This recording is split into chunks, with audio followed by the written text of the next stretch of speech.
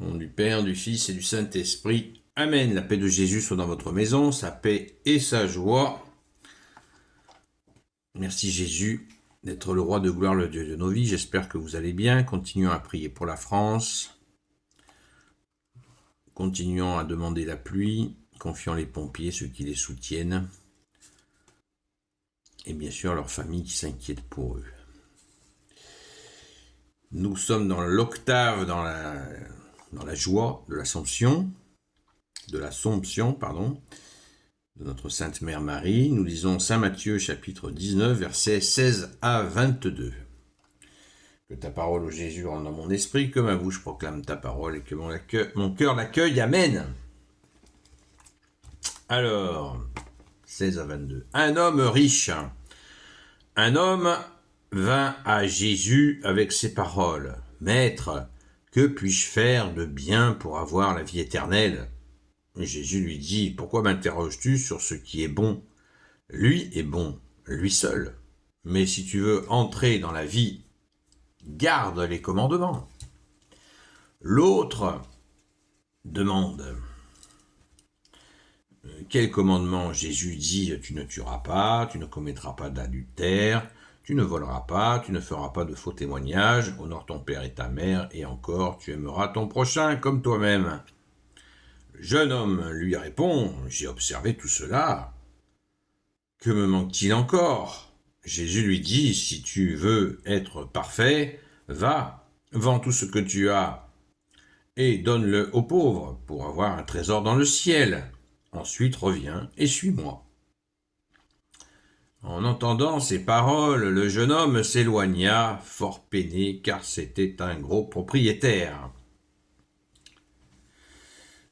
Jésus dit alors à ses disciples, « En vérité, je vous le dis, il est difficile pour un riche d'entrer dans le royaume des cieux.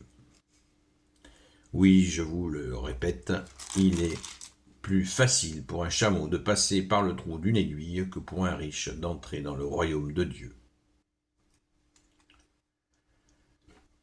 En entendant cela, les disciples restent abasourdis.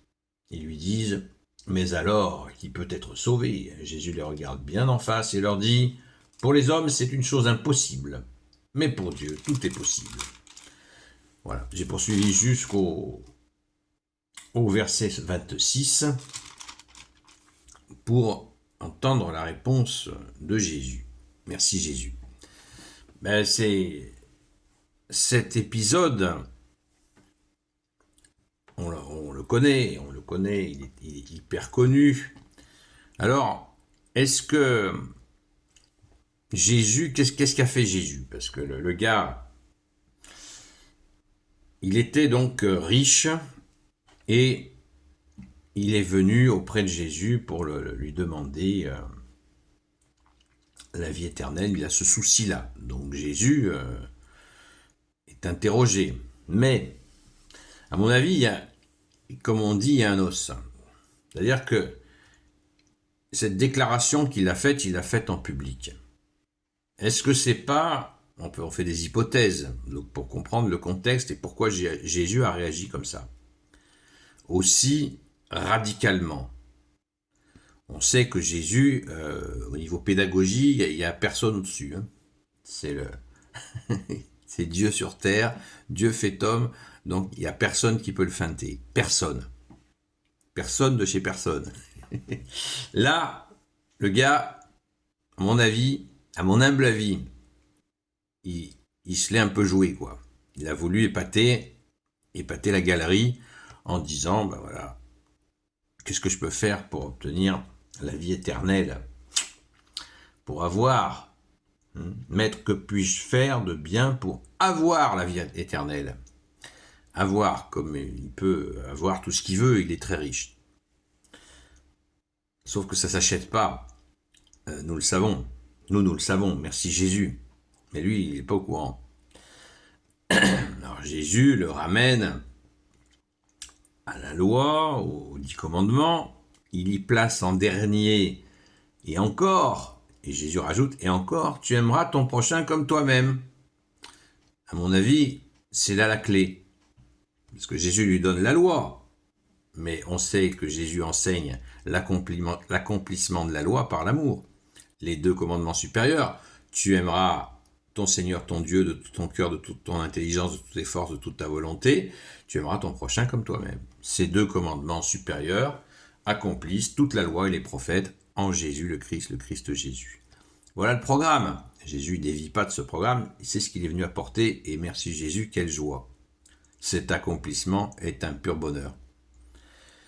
Alors, le jeune, il lui répond que bien sûr qu'il fait tout ça, mais à mon avis, ce qui gratte l'oreille de notre bien-aimé Jésus, c'est qu'il dit qu'il fait tout ça, mais est-ce qu'il aime son prochain comme lui-même, lui qui est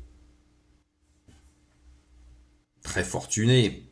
Parce que des gens très fortunés, très humbles, il y en a, il ne faut pas être caricatural, mais ça court pas les rues. Donc à mon avis, Jésus lui met un petit coup de pression, lui répond « Oui, bien sûr, je fais tout ça ».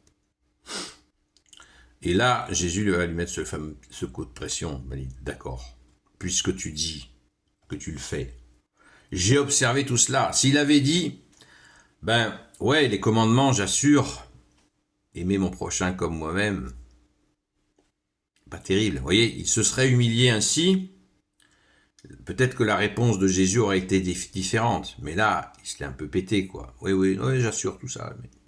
Allez, donne-moi la vie éternelle. J'achète.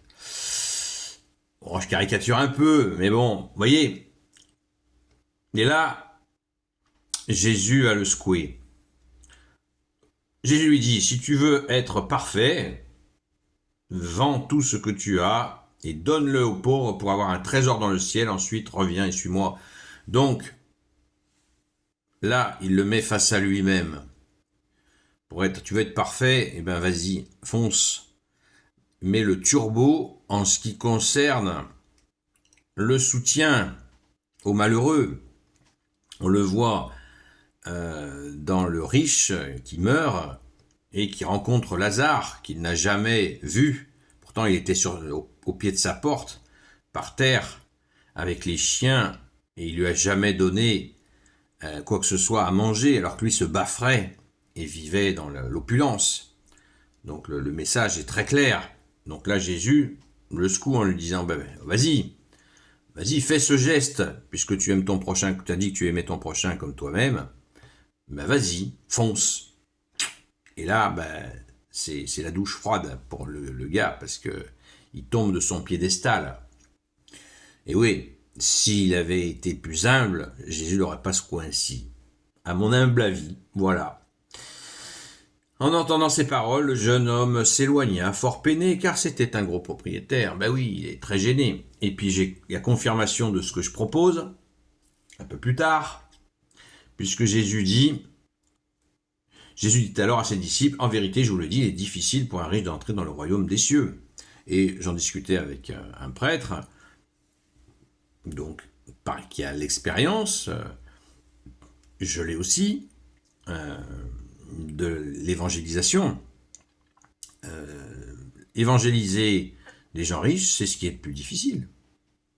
Je pense qu'il y a beaucoup de gens qui vous le confirmeront.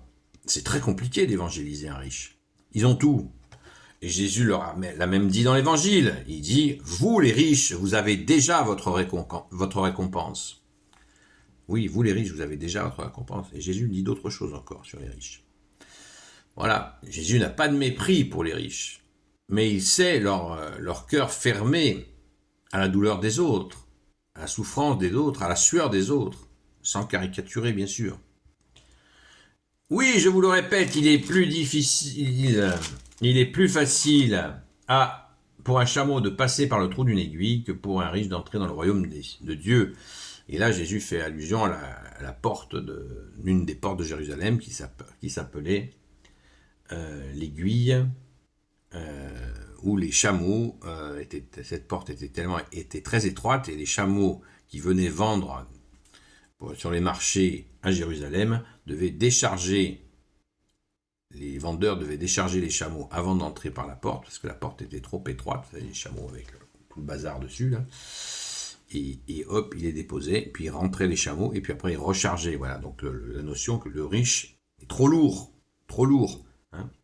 N'oublions pas, Jésus lui a dit, vends tout ce que tu as et donne-le aux pauvres pour avoir un trésor dans le ciel. Pour avoir un trésor dans le ciel. Comme Jésus nous dit aussi dans une autre séquence d'évangile, n'accumulez pas de trésors sur la terre où règnent les voleurs, où il y a les voleurs, la mythe et la rouille. Accumulez des trésors dans le ciel où il n'y a ni voleurs, ni mythe, ni rouille. Voilà. Donc, pour faire court, pour synthétiser, si ce riche s'était humblement avait dit, ben ouais, je vais de lui-même, il aurait dit, je vais aider les pauvres bien plus que je ne le fais.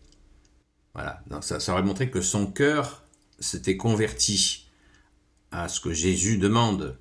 Rappelons-nous aussi que c'est le jugement dernier est basé sur la charité, sur l'amour pour le prochain, hein, en mode bon samaritain, qui vient au secours de celui qui est à moitié mort dans le fossé, qu'il va secourir, qu'il va même porter sur son âne pour le porter dans une auberge. Hein, c'est le début de l'hôpital. Donc c'est le soutien à celui qui est en détresse. Le malheureux, c'est ça le jugement dernier. Hein. Les critères du jugement dernier, je les rappelle, c'est donner à boire à ceux qui ont soif, donner à manger à ceux qui ont faim, donner des vêtements à ceux qui sont nus, visiter les malades, visiter les prisonniers, libérer les captifs. Vous voyez, c'est des choses d'une grande charité. Voilà. Et là, elle n'était pas au rendez-vous. Alors, pensons-y, prions, et dès que nous avons une situation où Jésus nous met sous nez, où nous pouvons, Jésus met sous notre nez une occasion où nous pouvons manifester cette charité, sans nous faire avoir par les petits malins, demandons toujours à Jésus, et ainsi notre trésor dans le ciel grandira. Merci Jésus. Gloire au Père, au Fils et au Saint-Esprit, maintenant et toujours et pour l'éternité. Amen. Ô Jésus, toi qui peux tout et qui portes tout, toi le Sauveur, toi l'Emmanuel, je te confie toutes celles et ceux qui regarderont cette vidéo, ainsi que leurs proches, selon ta seule volonté, ô Jésus. Sainte Marie, Reine des cieux, toi l'Immaculée Conception, toi qui écrases le serpent, toi qui la lune sous tes pas, toi notre Mère, Notre-Dame. Bonne fête de l'Assomption, chère maman. Saint Joseph, toi le juste et le saint, toi le sage, toi la terreur des démons, toi le saint gardien de la Sainte Église catholique apostolique, Sainte Marie Madeleine, notre chère sainte patronne, et vous tous les saints et saintes, amis de toi Jésus, Saint Michel Archange, Saint Gabriel Archange, Saint Raphaël Archange, et vous tous les anges qui te servent, ô Jésus, je vous confie toutes celles et ceux qui regarderont cette vidéo. À ce soir.